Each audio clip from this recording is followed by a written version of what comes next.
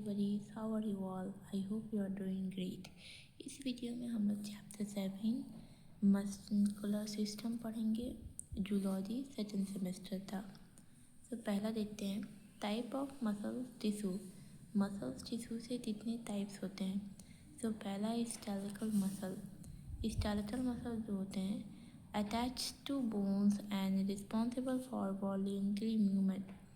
Bones हमारी हड्डियों से अटैच होते हैं और रिस्पॉन्सिबल होते हैं हमारे वॉलंटरी मूवमेंट से। ऐसे मूवमेंट जो हम अपनी इच्छा अनुसार करते हैं, जैसे मैं अभी अपना हाथ हिला पा रही हूँ तो वो एक वॉलंटरी मूवमेंट है। Fibres are long cylindrical bands. Fibre लंबे होते हैं, इसके सिलेंड्रिकल होते हैं और बैंड्स में होते हैं।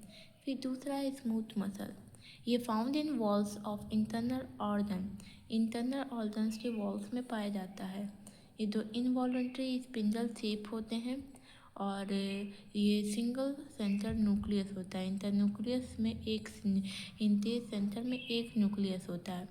फिर कार्डिएट मसल, ये सिर्फ और सिर्फ हमारे हाथ में पाए जाते हैं। ये इनवॉल्ट्री होते हैं और ये ब्रांच होते हैं। फिर दिया गया है histology of skeletal muscle. Skeletal muscles का हिस्टोलॉजी दिया गया है।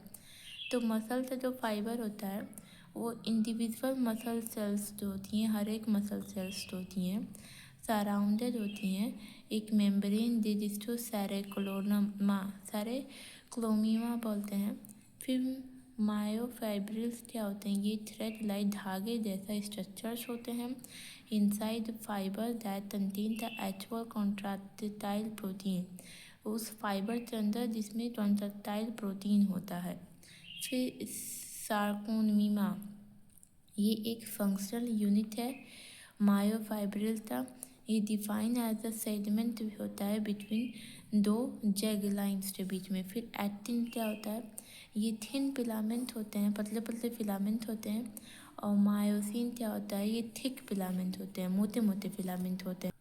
फिर साइकोलॉजी ऑफ मसल कॉन्ट्रैक्शन हम लोग पढ़ेंगे। फिर स्टिमुलेशन यानी किसी चीज़ को स्टिमुलेट करना। Nerve impulses reach neuro muscle junction releasing in acetylcholine. Nerve impulses तो ये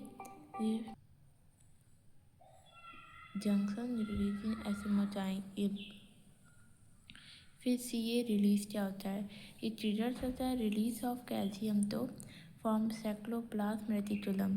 फिर क्रॉस ब्रिज फॉर्मेशन क्या होता है, जो कैल्शियम है वो बाइंड करता है एक्टिन फिलामेंट से, एक्सपोजिंग करता है बाइंडिंग साइट तो। फिर पावर स्टोर क्या होता है, ये यूज़ करता है एनर्जी जिससे एटीपी से मायोसिन से हेड स्टिल्ट करता है पुटिंग एक्टिंग फिलामेंट तो ये लाता है toward the centre of the स्क्लेरोमिन। फिर रिलैक्सेशन क्या होता है, when the nerve signal stop हो जाता है calcium is pump back and the muscles in the response to and muscles relax. जब कैल्शियम पंप आउट हो जाता है तो मसल्स हमारी रिलैक्स हो जाती है, उसी को बोलते हैं। सो स्टडी बडीज, आज की वीडियो में इतना ही and thank you so much for watching.